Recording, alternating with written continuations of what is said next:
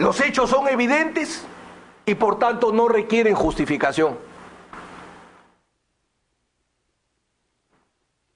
Tal se puede decir ha sido, y es en muchos casos, la ideología judicial que se materializa en las sentencias penales. La causa del problema de esta ideología judicial es que los paradigmas del conocimiento no siempre han andado al compás de la epistemología. Ejemplo de la gravedad del problema que significa el divorcio entre la epistemología y el proceso penal, se tiene una expresión del realismo jurídico norteamericano, explicada extraordinariamente por Jerome Frank, el llamado escepticismo de los hechos, la negación de la posibilidad de conocerlos. Frank advierte que la función creadora del juez tiene un papel predominante en la valoración de la prueba. Los gustos, la personalidad, las preferencias e ideología del juez influyen no solo en la elección de la regla aplicable, sino gravemente en la valoración de la prueba, haciendo prácticamente inviable la aspiración a determinar cuáles han sido los hechos acaecidos en el proceso judicial. Frank explica cómo los jueces piensan y deciden al revés de cómo argumentan. Primero se guían por la intuición, la simpatía o antipatía y por otras consideraciones no expresamente confesadas en la sentencia, y luego le dan forma de silogismo, de ropaje de argumentación jurídica a su parecer, querer o interés. Las intuiciones, los pareceres o los quereres de los jueces se convierten en fuente del derecho, pues no influyen solamente en la interpretación de la ley, sino en la valoración de la prueba. ¿Por qué el plan Zipango tiene que ser prueba documental? Porque me es útil, lo necesito.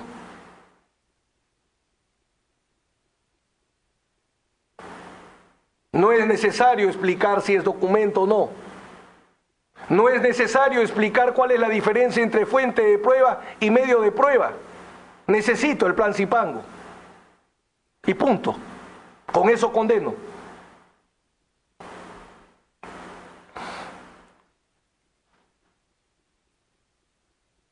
La conclusión de tales afirmaciones es dramática. Si la personalidad del juez es el factor clave de la administración de justicia, entonces el derecho está destinado a cambiar según la personalidad del juez que se ocupa del caso. Y señores, este es un tabú que hay que enfrentar.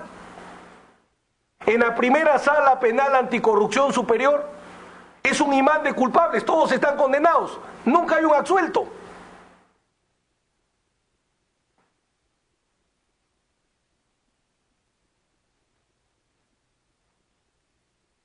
Es una realidad que hay que asumir, que la personalidad del juez influye en la administración de justicia porque es obra humana.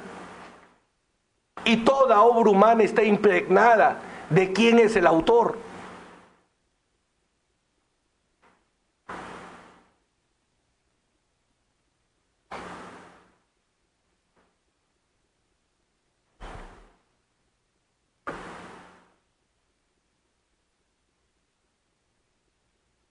El escepticismo ante los hechos, si bien produjo un efecto positivo en llamar la atención que la solución de los problemas para hacer justicia en el proceso no solo dependen de la interpretación de la ley, sino de la determinación de los hechos, igualmente generó un efecto negativo, la radical posición de renunciar al concepto de verdad como adecuación entre las proposiciones sobre los hechos y la realidad, así como los criterios empíricos de verdad.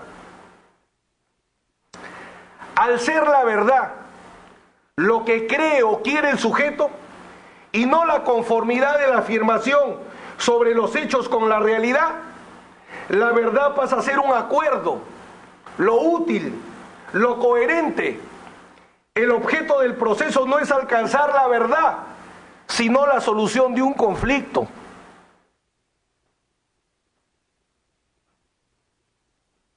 Necesitamos un culpable.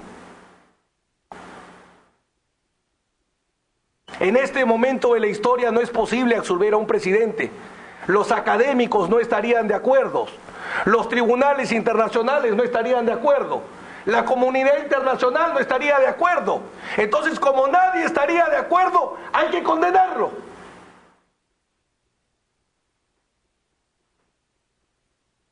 Eso se llama verdad por utilidad, verdad pragmática.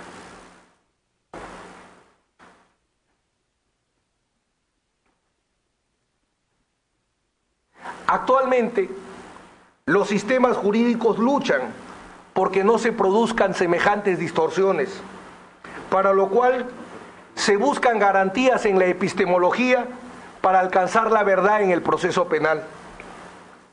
Luigi Ferrajoli, uno de los máximos exponentes de la teoría del garantismo penal, señala claramente que las garantías penales y procesales se configuran mediante un esquema epistemológico de identificación de la desviación penal, encaminado a asegurar el máximo grado de racionalidad y de fiabilidad del juicio, y por tanto de limitación de la potestad punitiva y de la tutela de la persona contra la arbitrariedad.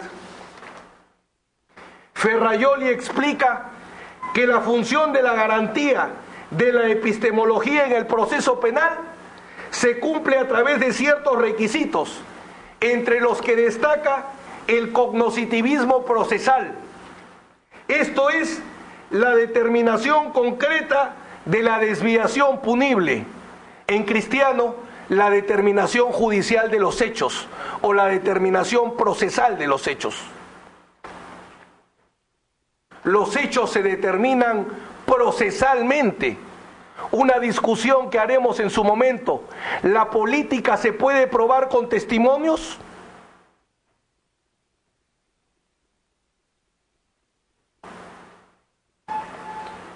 Para probar la política se pueden prescindir de las directivas. Las directivas son meros papelitos, como decía el doctor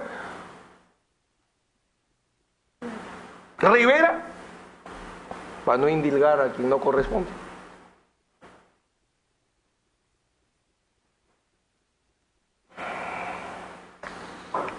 El cognoscitivismo procesal se encuentra asegurado por el principio de estricta jurisdiccionalidad.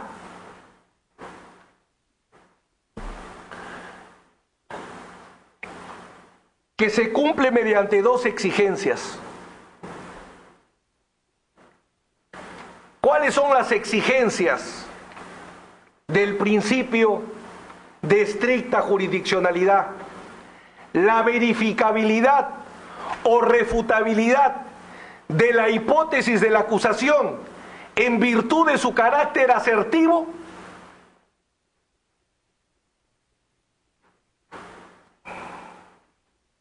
formulaciones o afirmaciones sobre los hechos que constituyen su objeto. La primera exigencia es que para verificar los hechos hay que plantear afirmaciones sobre los hechos.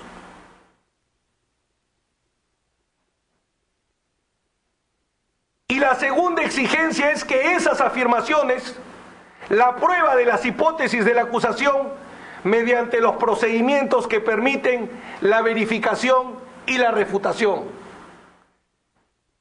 Los hechos son objeto de afirmaciones y esas afirmaciones tienen que probarse si son verdaderas o falsas. Eso es lo que plantea el principio de estricta jurisdiccionalidad.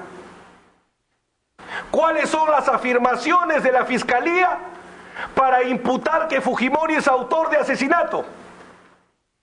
1, 2, 3, 4, 5.